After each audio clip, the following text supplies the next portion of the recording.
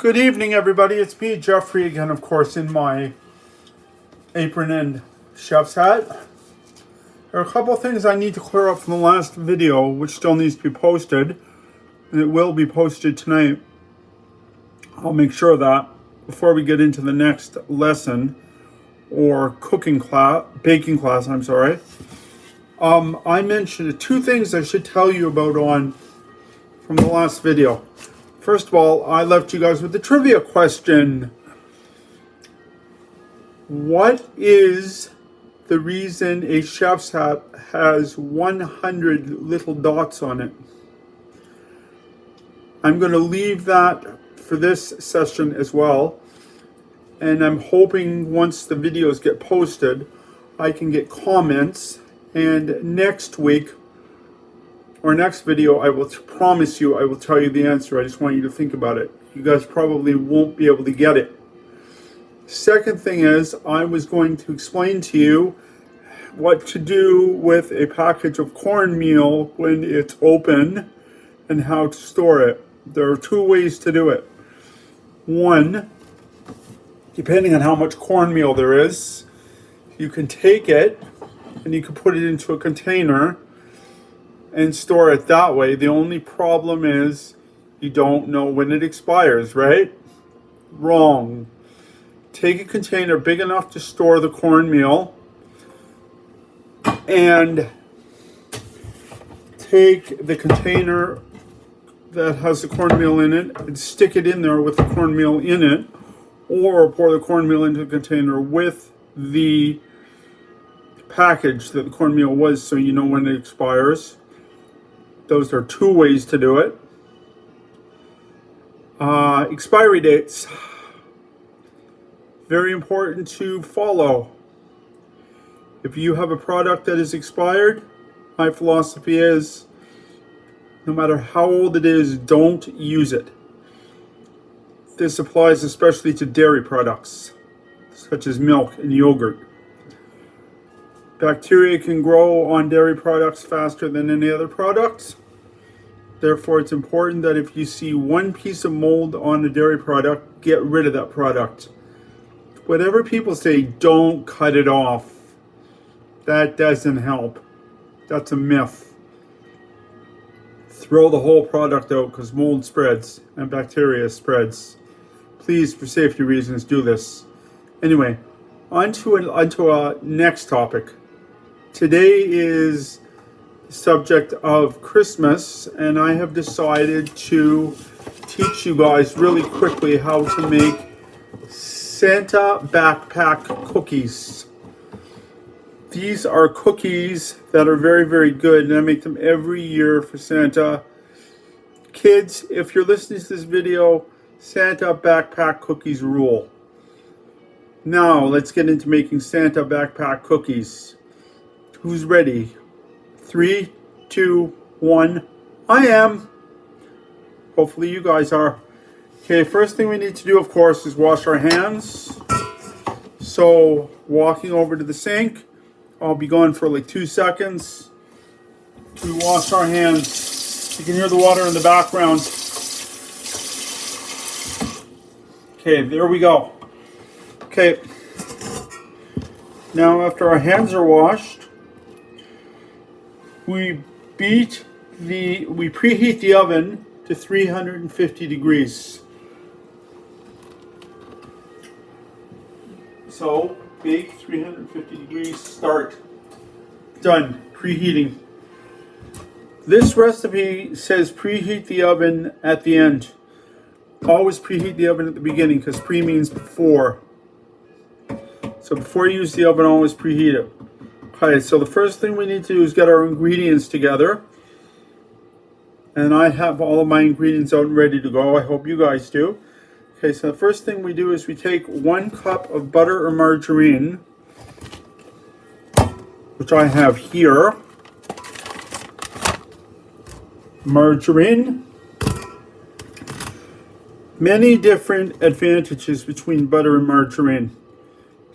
Huge debate as to which one is healthier for you. I have an opinion over that. which I will keep to myself because I don't want to get into trouble for saying it. Okay, I'll tell you what it is.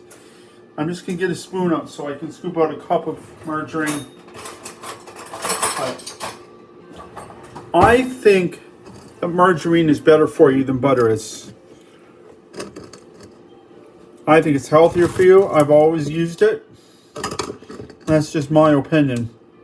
Again, that's just another thing on the list of things that I'm trying to teach you guys, that I will research into.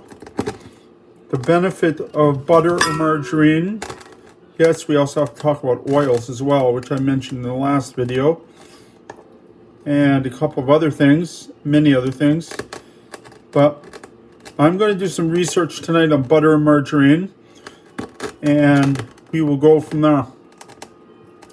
Because many people have said that margarine is better for you. Many people have said butter is better for you. I'm not going to say anything until I have the proven facts. Boy, you should see my pile of papers at home of all the recipes and stuff that I have researched. Good Lord. Okay. Question is, can I remember it all? That's the key. Okay. So tonight's project will be starting to research butter and margarine over the holidays too. Which is better. Okay, so we take our margarine and we pour it into the bowl until creamy. It says beat, which means using a mix master. Kids, mix masters can be wonderful things, but like all other appliances, if not comfortable, use them around your parents. And keep your hands away from the blades, especially when they're in the bowl. Because we don't want lady fingers or min fingers in here. Let's cream it up. Let's cream it up like so. There we go, creaming it up. Okay, creaming it up.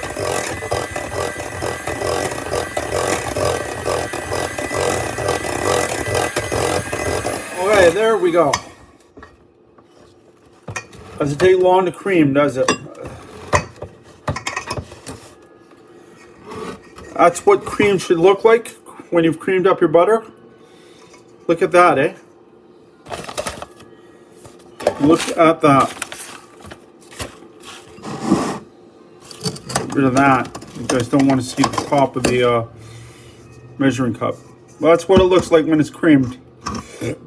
Kids, no putting your fingers in that. That's bad for you to eat. And adults too. I saw that out there, you guys. No, on a serious note though. Okay, this is creamy. And it's creamed. Now, you'll get some more jokes later. Now what you have to do is you have to add your sugars, such as your brown sugar and your white sugar. First off, it says granulated sugar first. Granulated, which is white, goes into here. Your brown sugar, which is here, goes into here. Okay, and then you put your bowls aside.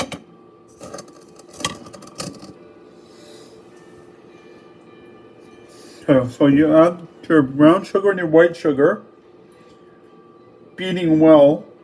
Then you add your eggs and vanilla. Okay, so then again you have to beat it so it's all mixed up, beating well. Beating well so it's all mixed up.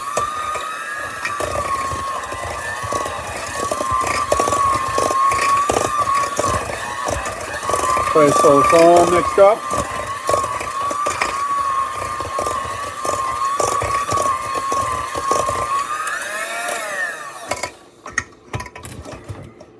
How does it look, guys? So 1 egg,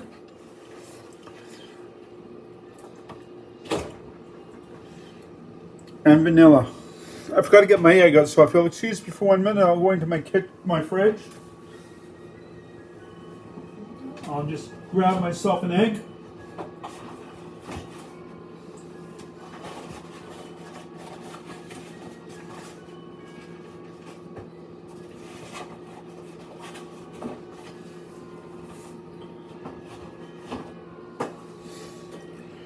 Grab myself an egg. Take an egg. Crack the egg in like this. Put that over there. Get rid of this. Try and clean up as we go, guys. Something every junior chef and every junior baker should always do is after they're finished with a product, if they can, put it away. Eggs and vanilla. Okay, how much vanilla? Half a teaspoon of vanilla. Okay, so a little bit of vanilla. Okay, there we go.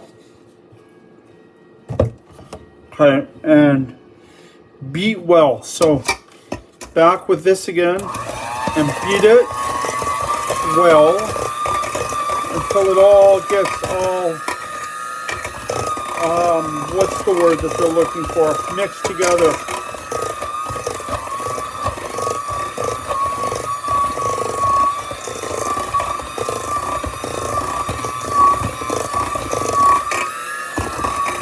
Okay, so we're all mixing it together.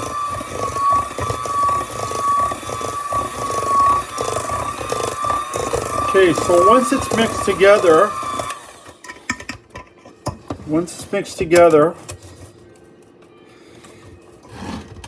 and I'll show you what it looks like mixed together.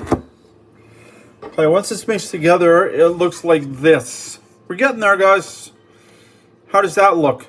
Doesn't that look good, eh? Again, no putting your fingers in, kids. I know you're tempted. Adults, that's enough. Hey, kids, what happens if you put your fingers in here to taste it? To get chopped off.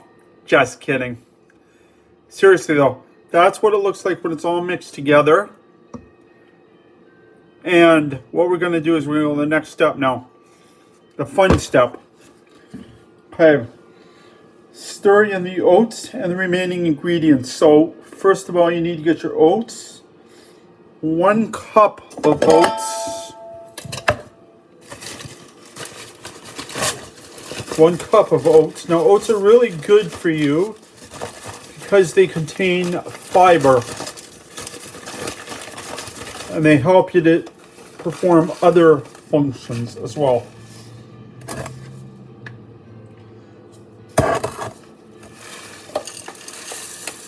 They're very, very good for your digestive system.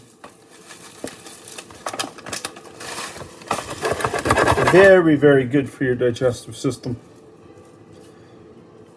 So 1 cup of oats. I just poured a little bit too much in there, so I'm going to pour some back. 1 cup of oats. There you go. 1 cup of oats. A little too much once it gets settled down. So I need a little bit more. Oats. 1 cup of oats. Now we take the oats and we pour them in just like that.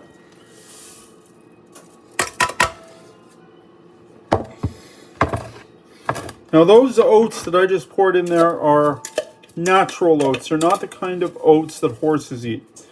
When cooking, you can't use horse oats. It doesn't work. I don't think the horses would like it if you did that either. Okay, so I put the oats in there.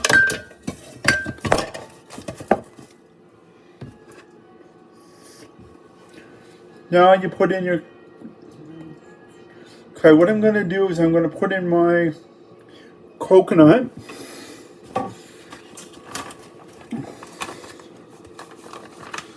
my coconut,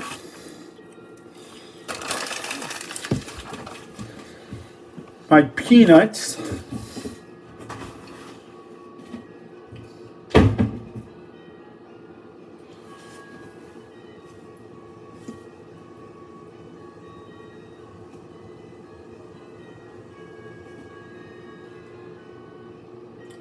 okay, wait, flour, how much flour? 2 cups of flour.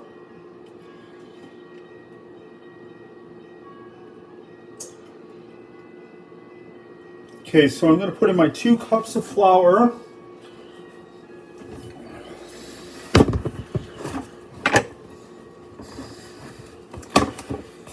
One cup of flour.